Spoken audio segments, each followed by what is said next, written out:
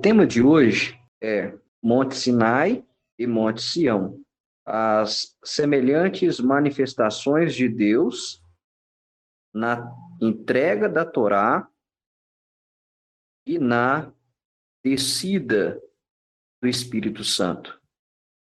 Hoje nós vamos aprender que o Espírito Santo, ele está interligado com a entrega da Torá. A entrega da Torá está totalmente interligada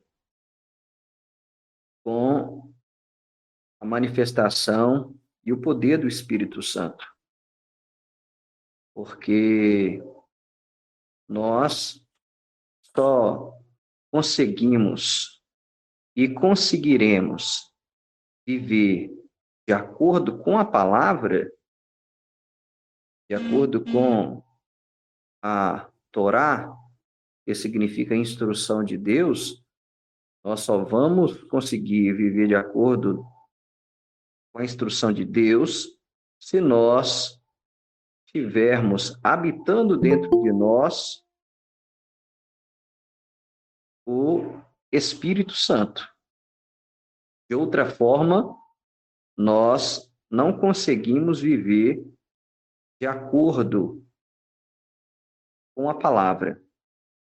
Porque o próprio Senhor Yeshua, ele nos ensinou: sem mim, nada podeis fazer. De nós mesmos, nós não conseguimos produzir nada de bom. Nada. A nossa inclinação é para o mal, a nossa inclinação é para a carne, é para as coisas da carne, é para as coisas do mundo, e nós somos totalmente dependentes do Espírito Santo. Então, quando nós celebramos Shavuot, quando nós celebramos Pentecostes, nós estamos invocando, nós estamos suplicando, pedindo que o Eterno nos revista do seu Espírito, que nos encha do seu Espírito, pois só assim nós conseguiremos viver de acordo com a Torá do Messias, com a lei do Messias, com a instrução do Messias. Então, nós vamos tratar hoje um paralelo do Monte Sinai e do Monte Sião. São dois montes, ok? Um está na Arábia, que é o Monte Sinai, que é símbolo do recebimento da Torá, da instrução de Deus, das 10 palavras ou os 10 ditos, como nós aprendemos na terça-feira passada, e o Monte Sião, que é um monte totalmente profético. O primeiro texto que eu quero que você abra aí, e por favor anote, é o livro do profeta Yeshayahu, Isaías, o capítulo de número 2, profeta Isaías, capítulo 2.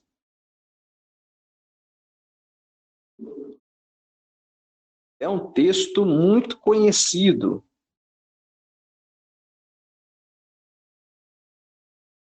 Isaías, capítulo 2, né? Ele é cantado nas sinagogas todo Shabat, né? Imitzion tetse Torah, Imitzion tetse Torah, Imitzion, Imitzion, Imitzion tetse Torah. Então vamos lá. Isaías, capítulo 2. Todos encontraram aí? Amém? Eu preciso que os irmãos abram a Bíblia, vamos ler. Então, Isaías, capítulo 2. Filipão, nós vamos ler o versículo 2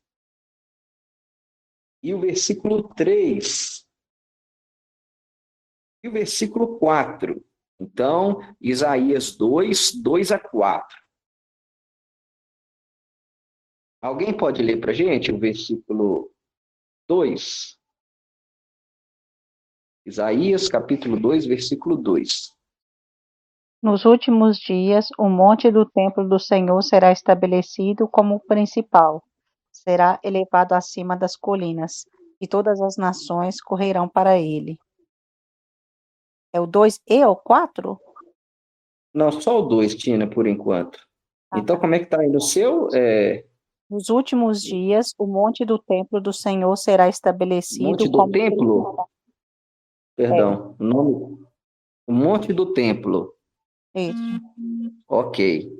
O Monte do Templo, ele é conhecido também como o Monte Sião, né? O Monte Sião é onde se encontrava o templo e aonde está ali o muro oriental, né? O Côtel, o Muro das Lamentações, como ele é conhecido, né? Que é o resquício do que sobrou do templo. Existem próximo ali ao Côtel, ao Muro das Lamentações, pedras, grandes pedras que foram jogadas pelos babilônicos, ou perdão, pelos romanos, que foram deixadas ali. E é igual Yeshua falou: se o meu povo calar, as pedras falarão. E lá em Israel, lá no Monte do Templo, estão lá as pedras do templo. Algumas pedras que sobraram da destruição do templo. Então, as pedras ali estão falando, né, das profecias. E da profecia do Senhor Yeshua, que ele disse: olha, não ficará pedra sobre pedra, é só ruínas. Mas ok. O que eu quero chamar a atenção em Isaías, capítulo 2? Primeiro, é a expressão nos últimos dias. Os irmãos que já estudaram a Torá com a gente sabem que essa expressão em hebraico é Aharit Hayamim, os últimos dias. Essa expressão, ela aparece poucas vezes em toda a Bíblia. Na Torá, salvo engano, me parece que, agora me falha a memória, me parece que são 4 vezes, se eu não estou enganado, que aparece a expressão Aharit Hayamim, nos últimos dias. Então, o profeta está dizendo que nos últimos dias, a montanha da casa de Adonai, ou seja, o Monte Sião, será estabelecida como a montanha mais importante. E olha só, receberá consideração mais alta que as outras colinas. E para nós, o Monte Sião, o Monte do Templo, tem muita importância e muita consideração. Porque foi no Monte Sião que o Senhor Yeshua derramou a promessa de seu Pai. Ele diz: ficai em Jerusalém até que vocês sejam revestidos de poder. Então, o Monte Sião para nós tem um significado muito importante, muito elevado. Pois foi ali que o Eterno derramou o seu Ruach HaKodesh, a efusão de espírito aconteceu ali de Jerusalém. E de Jerusalém se espalhou pelo mundo todo. Se o mundo é cristão, se o mundo é messiânico hoje, é graças ao derramamento do Espírito ali sobre o Monte Sião. E o texto continua dizendo, né? E todos os gentios, ou todas as nações, acorrerão para lá. Então, as nações vão correr, vão fluir para o Monte Sião.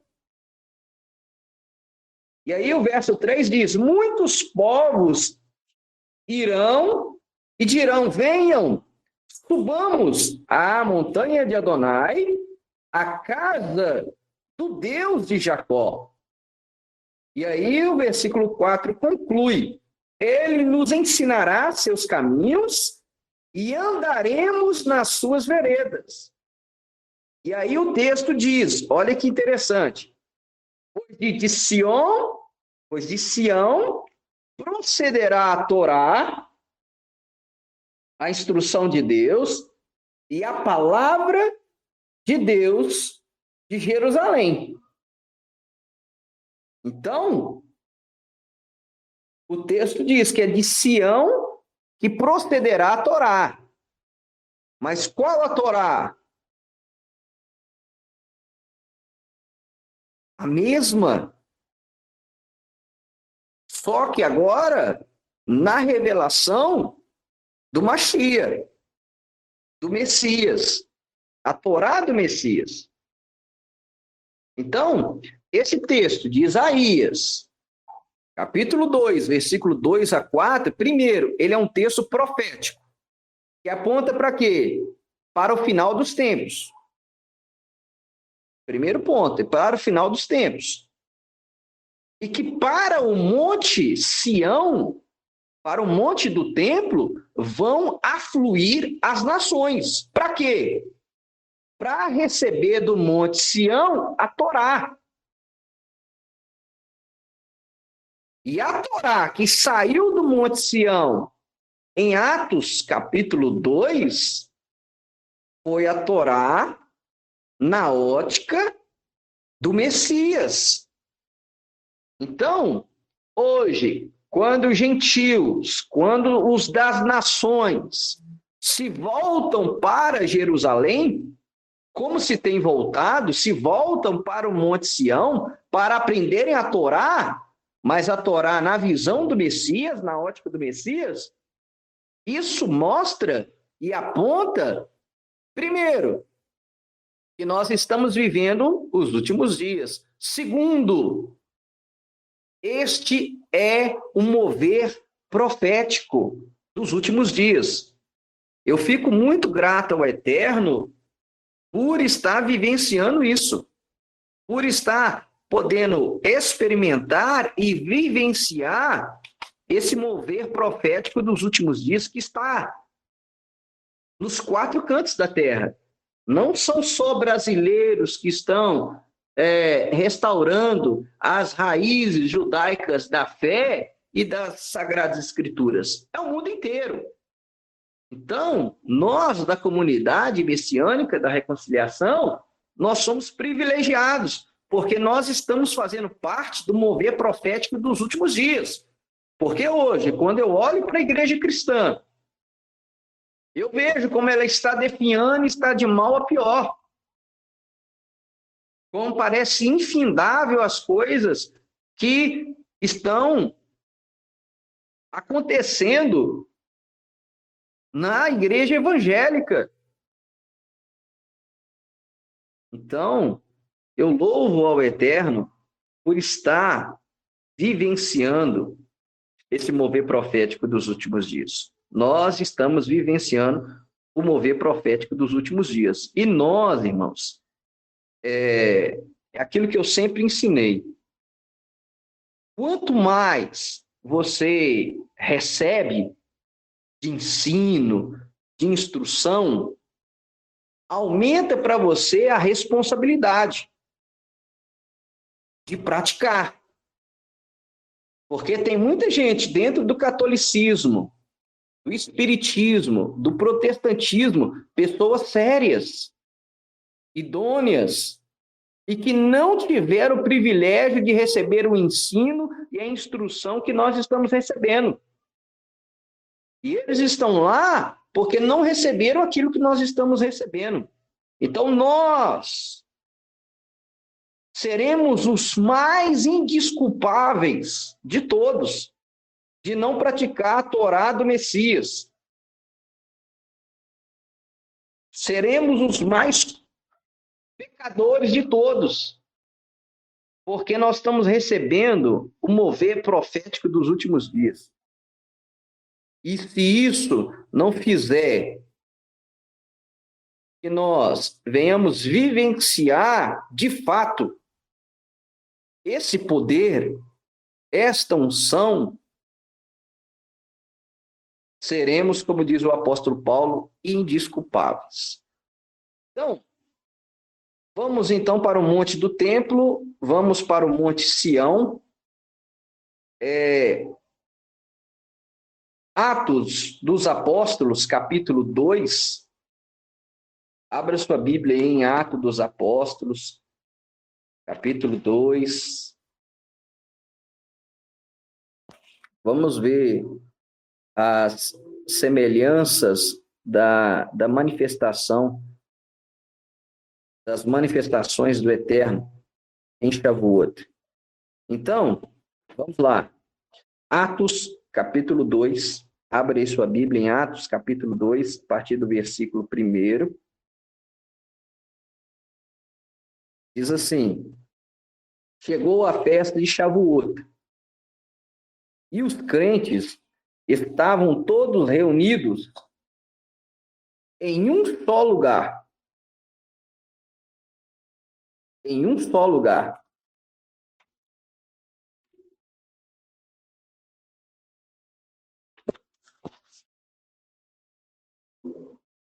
Repentinamente, veio do céu um som, como de um vento muito forte. Então, primeira manifestação, veio do céu um som semelhante a um vento muito forte. Anote isso aí. A primeira manifestação, veio do céu um som bem estrondoso, como um som de um vento muito forte, e encheu toda a casa na qual estavam sentados. Eu quero que você grife aí a palavra sentados. Eu quero que você anote a palavra sentados. Eles não estavam em pé, orando. Eles não estavam ajoelhados, orando. Eles estavam assentados. Eles estavam sentados. E nós vamos descobrir o que eles estavam fazendo sentados. Aí, versículo 3 diz assim: a seguir, viram o que parecia línguas de fogo, que se separaram e pousaram sobre cada um deles. Então, tinham vários crentes lá na casa, no cenáculo. E a segunda manifestação, que você vai anotar aí, eles viram o que parecia línguas de fogo, flâmulas, que se separavam, que se dividiam e pousavam sobre cada um deles. Então, eles viram tochas, flâmulas que se dividiam e pousaram sobre a cabeça de cada um dos discípulos. Segundo fenômeno. Primeiro, um som muito forte, como de um vento. Segundo, eles viram flâmulas, tochas que se dividiam e pousavam sobre a cabeça deles. E aí o versículo 4. Todos ficaram cheios do Ruach HaKodesh e começaram a falar línguas diferentes, conforme o Espírito os capacitava a falar. Terceira manifestação. Eles começaram a falar línguas diferentes, conforme o Espírito capacitava que eles falavam. E essas línguas eram línguas dos anjos? Era mistério? Não, eram línguas humanas.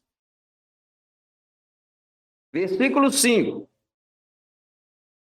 Estavam em Jerusalém, judeus religiosos de todas as nações, abaixo do céu. Quando eles ouviram o som, juntou-se uma multidão, eles estavam confusos. Por quê? Porque cada um ouvia os crentes falar em sua língua. Então, em Jerusalém, no Monte Sião, haviam judeus de várias nações e eles ouviam cada crente ali que foi cheio do Espírito falar na língua do país dele.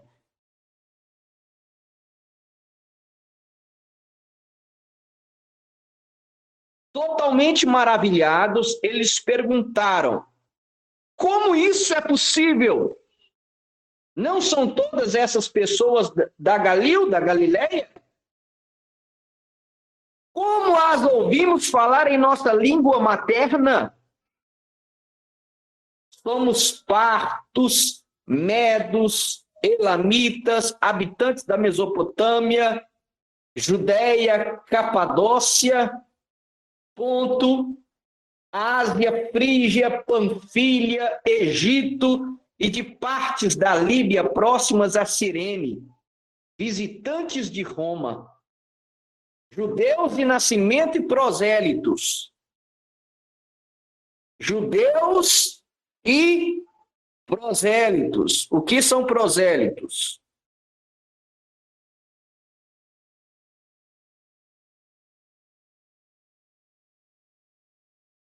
Filipão, o que é prosélito? Você sabe? Não tenho noção, Jéssica, do que significa. Prosélito é o gentio que se converte ao judaísmo. Então, haviam ali judeus e gentios ao pé do Monte Sião e ouviam as maravilhas de Deus na sua própria língua. Judeus de Creta e da Arábia. E aí o versículo 11. Como nós o ouvimos falar a respeito das grandes coisas que Deus fez, atônitos e confusos, eles perguntavam entre si: qual é o significado disso? Outros, porém, zombavam deles e diziam: eles beberam vinho demais. Então, Kefa, Pedro, levantou-se com os 11 e, em alta voz, dirigiu-se a eles: vocês, homens de Judá, e todos os que estão aqui em Jerusalém, deixem-me dizer-lhes o que isto significa. Ouça-me com atenção. Estas pessoas não estão bêbadas, como vocês supõem. São apenas 9 horas da manhã. Não é isto o que foi predito pelo profeta Joel? Adonai diz, olha só, de novo: nos últimos dias derramarei do meu espírito sobre as pessoas. Seus filhos e filhas profetizarão. Seus jovens terão visões. Os velhos terão sonhos. E aí Pedro explica que o que estava acontecendo ali era o derramar do Espírito.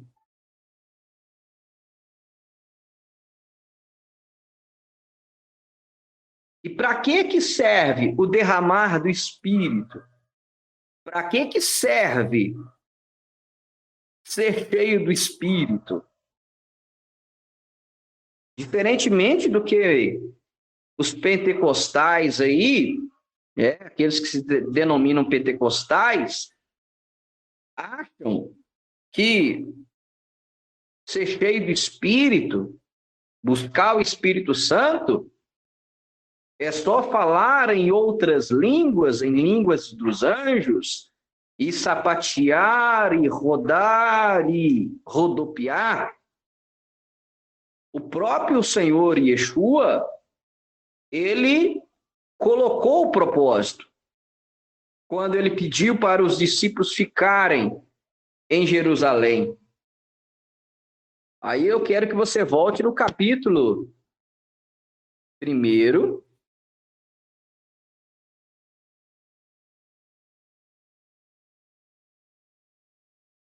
o versículo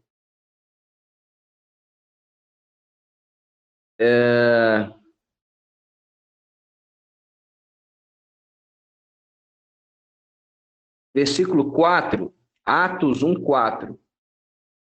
Em um desses encontros, ele os instruiu a não deixarem Jerusalém, mas que esperassem pela promessa do Pai, que vocês ouviram de mim.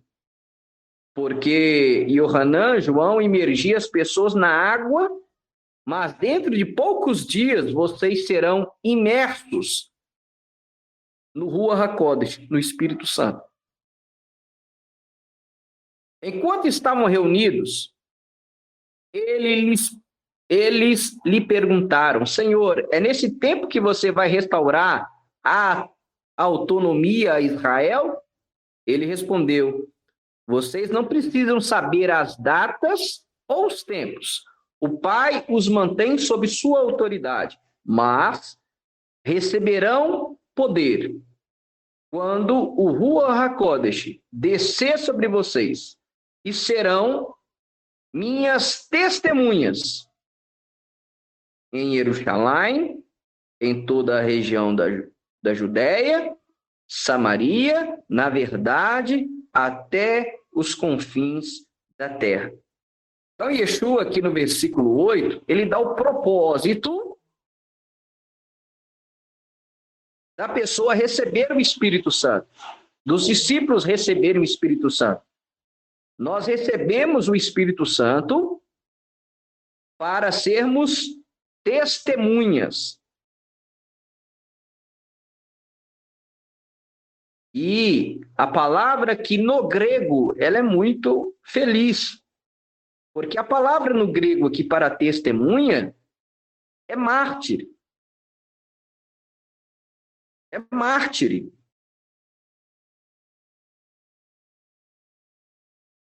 É mártir. É o mesmo significado que nós temos para mártir. Aquele que morre em nome da sua fé. Aquele que está tão certo, tão convicto daquilo que ele aprende e que ele vive, que ele morre por aquela verdade, por aquele princípio, mas não nega. Não nega com palavras e nem nega com ações. Ele morre crente. Ele morre convicto da sua fé. Ele não abre mão da sua fé. Isso é ser cheio do Espírito. Isso é sinônimo de alguém que recebeu o Espírito. Então, isso é nascer de novo, isso é nascer do alto, porque o Espírito Santo, ele vai nos capacitar a viver de acordo com a palavra. O Espírito vai nos capacitar a viver de acordo com a palavra. E o Espírito vai nos capacitar a sermos, se preciso for, mártires, morrer por causa da nossa fé. Isso é o que o Espírito Santo faz e provoca em nós. Então, irmãos, nós vimos aqui em Atos, capítulo 2, algumas teofanias, algumas manifestações de Deus, né? Um som muito estrondoso, que chamou a atenção de todos que estavam no monte. Segundo, eles viram tochas que repartiam e caíam sobre a cabeça dos discípulos, paravam, né, pousavam sobre a cabeça dos discípulos. E terceira manifestação, cada um das nações ouviram na sua própria língua, ouviram falar das grandezas que Deus fez. Que é o versículo 11. Diz que eles ouviam falar das grandezas de Deus na sua própria língua. E o que nós vamos aprender? O mesmo que aconteceu,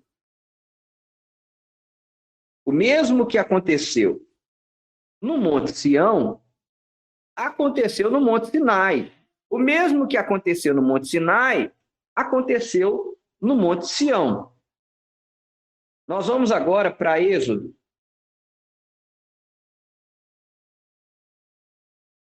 Êxodo capítulo 20.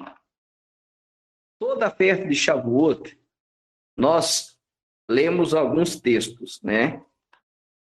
Lemos as 10 palavras, lemos o livro de Ruth,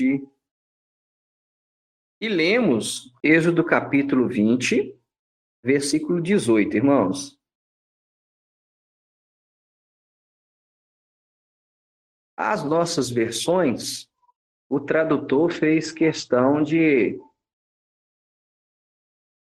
colocar de uma forma mais clara, no entendimento dele, e ele acabou matando o texto, o que realmente o texto diz.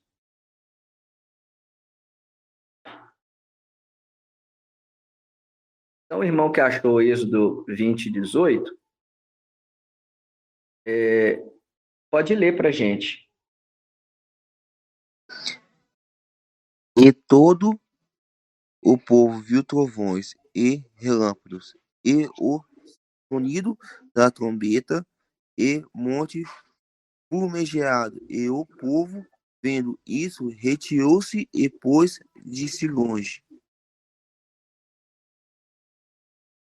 Então, o que o povo viu aí, Felipe? No Monte Sinai, perdão. O que eles viram aí? Trovões e relâmpagos. Olha só. Na nossa versão está trovões e relâmpagos. Só que no original não está assim. No original hebraico está: e todo o povo viu as vozes e as tochas e a voz do chofar e o monte fumegando. Então o povo não viu trovões. O povo viu tochas.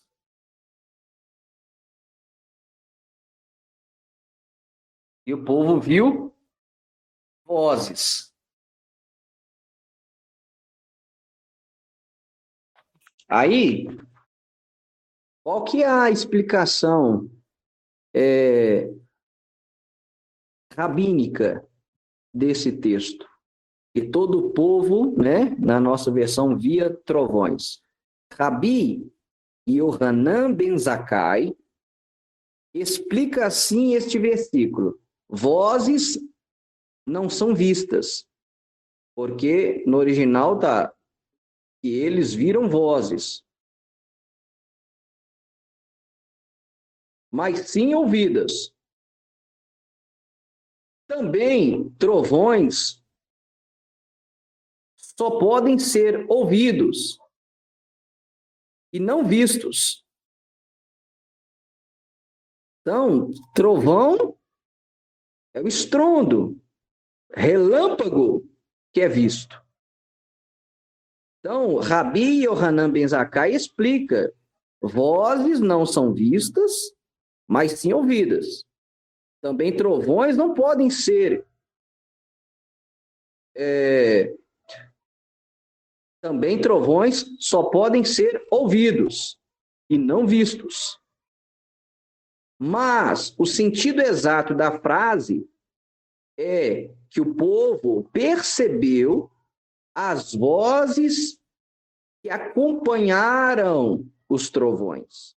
O povo compreendeu a substância transcendental deste aviso, acompanhado por trovões e relâmpagos. Como o texto menciona, kolot, vozes, no plural, e não kol, voz no singular, podemos, olha só como os judeus entendem, deduzir que a voz do Sinai dividiu-se em 70 vozes, em 70 idiomas, para que todos os 70 povos desta época pudessem ouvir e entender no seu respectivo vernáculo a proclamação do Sinai. Então, de novo, o povo viu vozes no plural. Então, o entendimento judaico é o quê? Que a voz, ela se materializou e ela se dividiu em 70 línguas, para que todas as nações que estavam ali ao pé do Monte Sinai pudessem ouvir na sua própria língua as 10 palavras, ou os 10 ditos, as 10 proclamações. Ok? Então, o que nós aprendemos aqui? O mesmo evento que aconteceu em Atos, o som, o estrondo, o barulho do Monte Sião, e depois o povo, os crentes, viu vozes, tochas, se dividindo como flâmulas sobre a cabeça de cada um. E cada um começou a falar das grandezas de Deus na língua que eles não aprenderam, mas falaram para aqueles que estavam no Monte Sião ouvir das grandezas de Deus nas suas próprias línguas maternas. Foi o mesmo que aconteceu no Monte Sinai. Qual que foi o fenômeno que aconteceu no Monte Sinai? Deus disse as 10 palavras e a sua voz, ela se dividiu em 70, que é o número de nações da época, e cada um ouviu as 10 palavras na sua própria língua. E de onde que os rabinos associam que a palavra de Deus é como fogo? Por causa de Jeremias 23, 29. O profeta Jeremias, no capítulo 23, versículo 29, ele diz, né, falando em nome do Eterno, não é a minha palavra como fogo? Então, a palavra do Eterno, ela se divide em 70 e ela se materializa como fogo. E ali, cada nação representada no Monte Sinai ouviu as 10 palavras na sua própria língua. O que o Eterno fez no Monte Sinai e no Monte Sião? Ele anulou a confusão de Babel, a confusão de Babilônia, a confusão a confusão das línguas na Torre de Babel. Porque antes havia uma só língua. E aí o Eterno anula essa diferença de linguagem e todas as nações ouviram da sua grandeza na sua própria língua. Todos entenderam. Ninguém ficou sem entender a manifestação de Deus que aconteceu no Monte Sinai e que aconteceu no Monte Sião.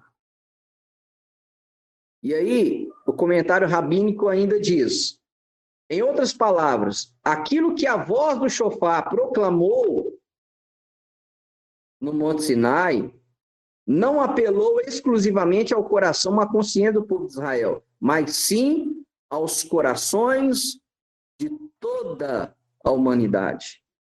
Ou seja, as 10 palavras não pertencem a um povo só. Não é ao povo judeu. Mas a revelação de Deus foi dada a todas as nações. Tanto no Monte Sinai, quanto no Monte Sião. Amém, meus irmãos? E aí,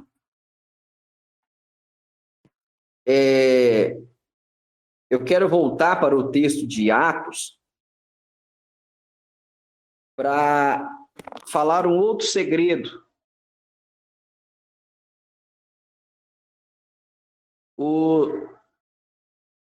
Os discípulos ficaram em Jerusalém para receberem o poder do Espírito. E o texto de Atos 2 diz que eles estavam assentados. Mas eles estavam assentados fazendo o quê? Na festa de Shavuot, se estuda a Torá, os profetas e os escritos. É costume da festa de Shavuot, de Pentecostes, passar a noite em claro. Muitos passam, e já passaram, a noite em claro, numa formatura. Vamos dar um exemplo aqui, uma formatura de faculdade, de universidade. As pessoas vão lá e comemoram e passam a noite em claro. O povo judeu e o povo de Deus, ele passa a noite em claro em Shavuot. Por quê? Para retificar um erro que eles cometeram no passado.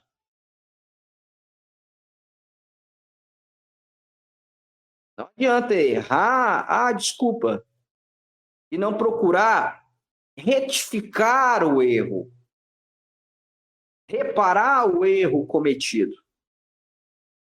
E aí os judeus, como o texto diz, que aos pés do Monte Sinai, Moisés teve que acordar o povo, sendo que Moisés já tinha avisado, olha, no terceiro dia o Eterno aparecerá sobre esta montanha.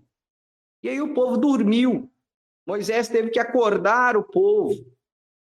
E aí, para retificar esse erro, eles estavam dormindo quando o Eterno se manifesta. Agora, toda a festa de Shavuot, os judeus, praticantes, religiosos, povo de Deus espalhado por toda a terra, para retificar esse erro, eles passam a noite em vigília. Eles passam a noite em oração. Passam a noite em claro para retificar esse erro do passado. E aí, vamos descobrir como é que os discípulos atraíram a manifestação de Deus, o Espírito Santo, para ser derramado. Por isso que eles estavam assentados, estudando a Torá.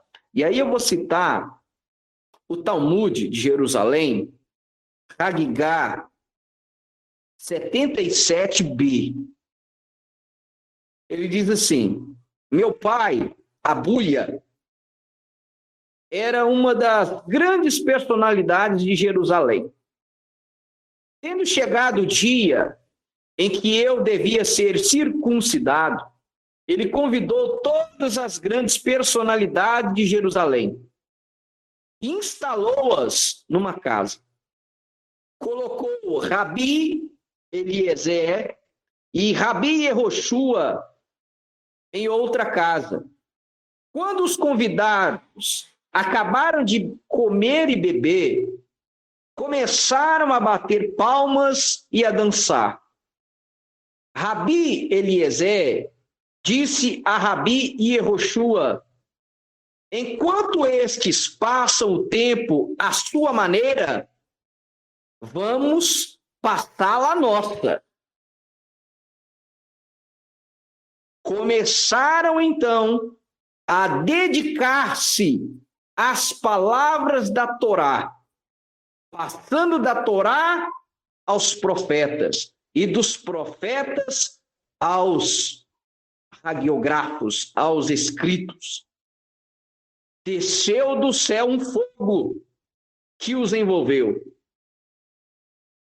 Meu pai, Abuia, disse: meus mestres, viestes para pôr fogo em minha casa? Eles responderam: Deus nos livre.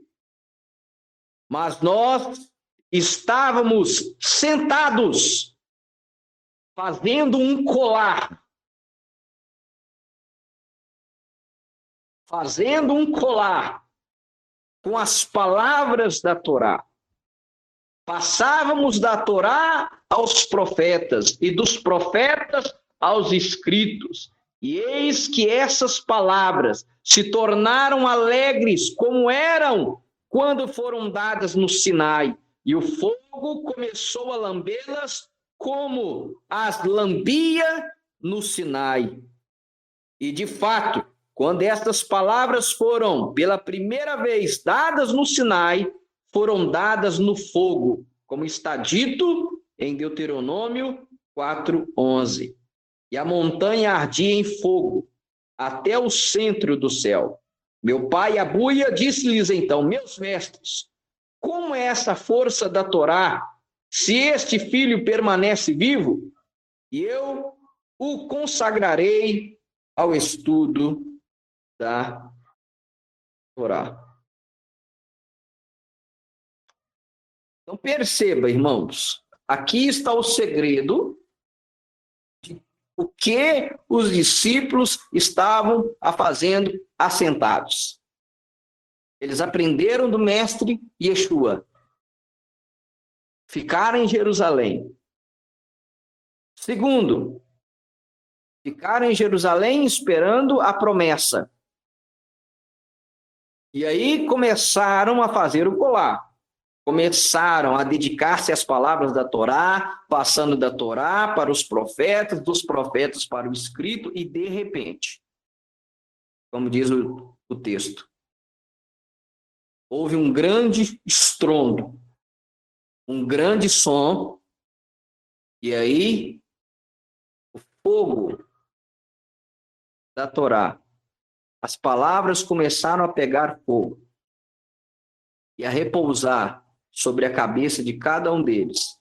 E eles foram capacitados a falar nas línguas de todas as nações para evangelizá-las, para falar das grandezas de Deus nas suas próprias línguas. E esse colar, Yeshua, Jesus, ele ensinou em Lucas, capítulo 24. Abra sua Bíblia em Lucas, capítulo 24, versículo 44. E disse-lhes: Foi isso que eu falei enquanto ainda estava com vocês. Era necessário que se cumprisse tudo que a meu respeito está escrito lá, na lei de Moisés, nos profetas e nos salmos. Então, o que Yeshua fez com seus discípulos? 40 dias que ele ficou depois de ressurreto com os discípulos, ele pegou a Torá, os profetas e os salmos, a lei, os profetas e os escritos, e foi mostrando a sua pessoa na lei, nos profetas e nos salmos. Na lei, nos profetas, nos escritos. E foi isso que os discípulos estavam fazendo quando, de repente, eles atraíram a presença do Espírito sobre eles.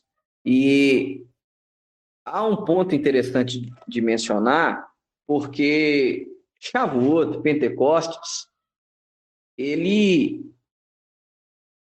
você tem várias formas de você celebrá-lo.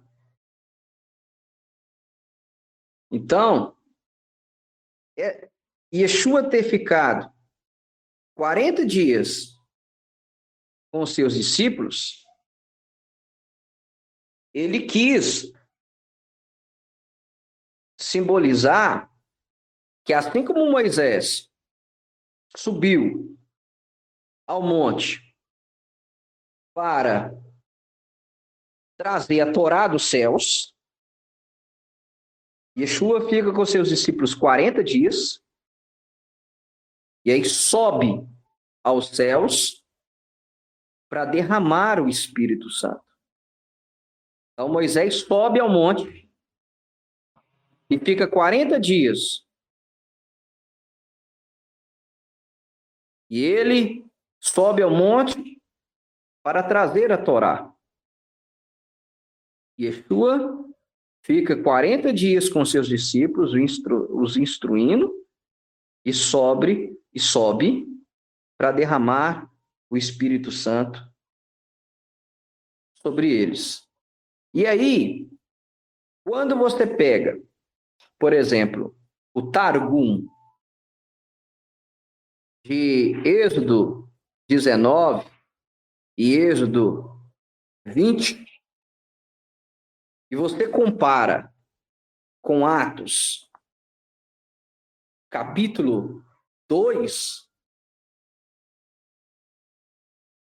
as semelhanças são gritantes, são tremendas. Exemplo, no Targum de Êxodo 19, 2, diz assim, ó, Israel acampou de coração reunido. De coração unido. Em Atos 1, 14, o texto diz também que o povo estava de coração unido. Então, são várias as semelhanças. Por exemplo, você pega o Targum de Êxodo 19, 8. O povo respondeu unânime.